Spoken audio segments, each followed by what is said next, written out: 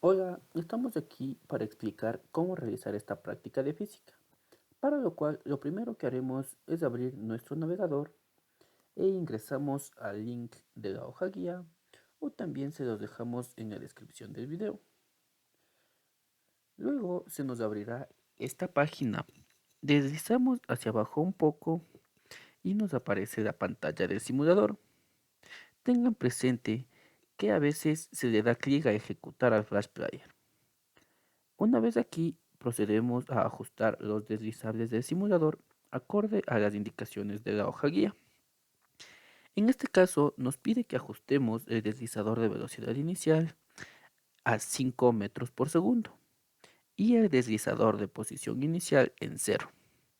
Para esta práctica que se trata de movimiento rectilíneo uniforme, la aceleración la dejamos en 0. Como nosotros sabemos, en el movimiento rectilíneo uniforme, el valor de la aceleración es nulo. Y luego le damos clic en comenzar.